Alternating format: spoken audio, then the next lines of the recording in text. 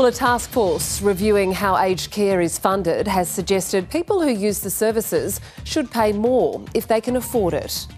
23 recommendations have been made to the federal government to ensure the system is sustainable in the long term, as improvements are made to the industry after the Royal Commission into Aged Care.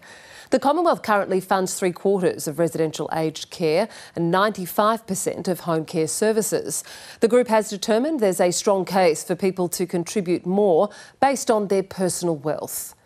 At the moment, everybody in the country, if they need residential aged care for those daily services, they pay $60. That's 85% of the pension. That's even if they've got millions of dollars sitting in superannuation or investments. The cost of those services is closer to $80. So that's just one example of where the taxpayer is subsidising everybody equally.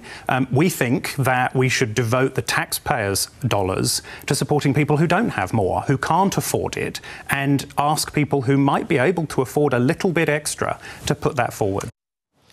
The country is ageing and demand for care is growing, and so are the costs. For some perspective, in the 2020-21 financial year, $23.6 billion was spent on aged care. Last year, it increased to $27.1 billion, and that's forecast to hit $42 billion by 2026-27.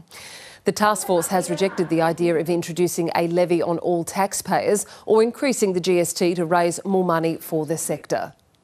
What the task force has said is for care, so nursing and things you need to keep you healthy in your home, that should be free. Free or very, very heavily subsidised for everybody, no matter your wealth, just as it would be if you were 40 and you needed to go to hospital. But if it's cleaning or gardening and you have wealth, those are things you've paid for throughout your life. And if you still can, you possibly should. We don't think that's a completely unreasonable proposition. Obviously, we need to see what the community thinks. The task force hasn't outlined how much wealthier people should pay for aged care and home care services. The government says it will consider the recommendations. The aged care sector isn't currently in a financial position to meet the expected demand which is there to deliver on quality improvements that we need and to invest in the future that aged care needs and that we expect our older Australians to be able to live in dignity and with respect that they deserve.